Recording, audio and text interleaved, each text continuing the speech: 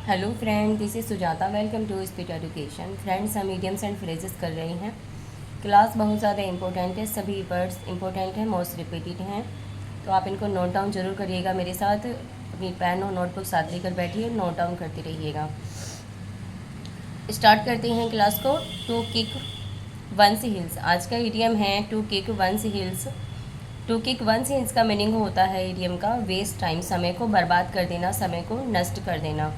To kick one's hills कि अपनी एड़ी मारना। अपनी एड़ी मारने का मीनिंग होता है दैट मीन्स कि समय को वेस्ट करना। जब कोई व्यक्ति खाली ऐसे ही समय को बर्बाद कर देता है, उसके लिए आता है टू किक वंस हिल्स, एड़ी मारना। ओके, एग्जाम्पल देख लेते हैं। Some students kick their heels unnecessary.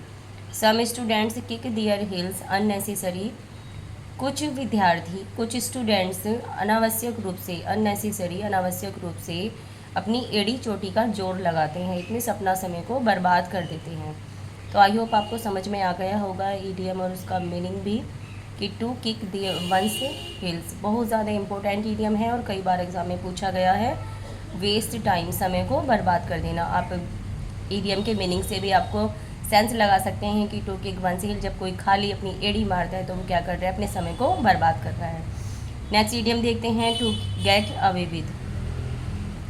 To get away with का मीनिंग होता है टू एस्केप, बच जाना, बचना, भाग जाना या छुटकारा पाना। किसी व्यक्ति से, किसी चीज़ से, समवन या समथिंग, किसी चीज़ या किसी व्यक्ति से कोई छुटकारा पाना चाहता है, उससे बचना चाहता है, उससे बच रहा है, भाग रहा है, छुटकारा पाने के लिए आता है to get away with. Okay, example देख लेते हैं। Some people lie and cheat and always seem to get away with it. Some people lie and cheat and always seem to get away with it. कुछ लोग, some people, कुछ लोग झूठ बोलते हैं और चीट करते हैं, धोखा देते हैं, और always seem to get away with it, और हमेशा इससे बच जाते हैं। ओके, कि कुछ लोग क्या करते हैं, झूठ बोलते हैं, धोखा देते हैं और हमेशा इससे क्या कर जाते हैं, बच जाते हैं। टू गेट अवे विद, आप देख सकते हैं यहाँ पर ये टू गेट अवे विद का मीनिंग होता है एस्केप, बचना, कि कुछ लोग बच जाते हैं इन चीज़ों से। ओके, तो आई होप आपको समझ में आ गया होगा ये ईडियम भी और इसका मीनिंग भी। नेक्स्ट ईडियम है एडम सेल। बहुत ज़्यादा इंपॉर्टेंट ईडियम है जो मैं लेकर आई हूँ आपके लिए, आप इनको इग्नोर नहीं करना और नोट डाउन भी करते रहिएगा। एडम सेल, एडम सेल का मीनिंग होता है ईडियम का, बहुत ज़्यादा इंपॉर्टेंट ईडियम है। इसका मीनिंग होता है ऑर्डिनरी वाटर। ऑर्डिनरी वाटर होता है साधारण पानी। एडम सेल का मीनिंग होता है ईडियम का साधारण पानी के लिए आता है idiom.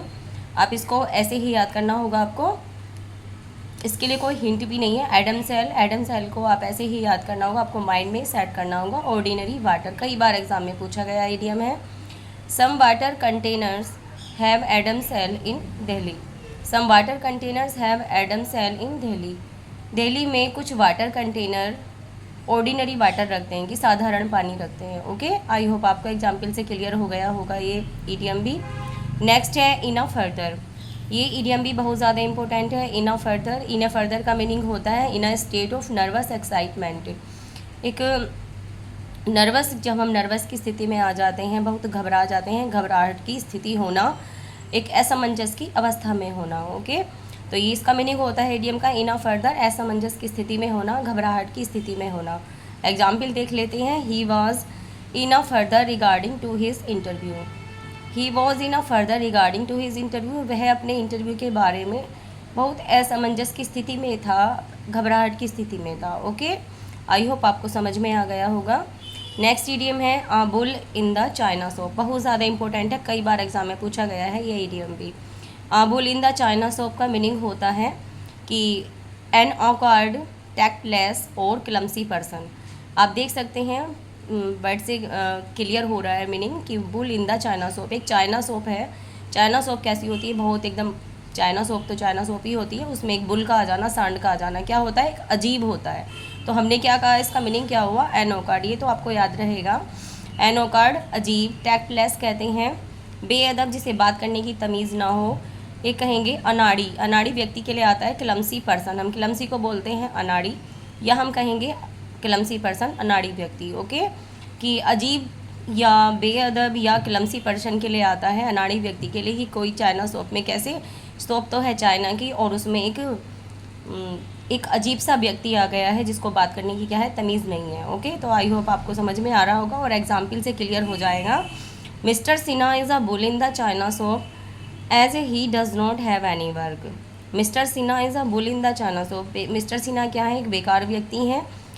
As he does not have any work, as आप देख सकते हैं दो सेंटेंसेस को जोड़ रहा है, ये यहाँ पर कंजंक्शन का काम कर रहा है, क्योंकि ही does not have any work, क्योंकि वह कोई काम नहीं करते। वे क्या हैं, एक बेकार व्यक्ति हैं। तो आपको एग्जाम्पल से क्लियर हो गया होगा, जैसा कि मैंने भी आपको बताया कि बेकार व्यक्ति, अनाड़ी व्यक्ति, या हम उसे कहेंगे जो बेकार पड़ा होता है, जिसके पास कोई काम नहीं होता, हम उसको कह देते हैं क्लमसी पर्सन। ओके, एनो कार्ड है कि अजीब सा व्यक्ति है। ओके, आई होप आपको समझ में आ गए होंगे सभी इडियम्स और उनके मीनिंग भी।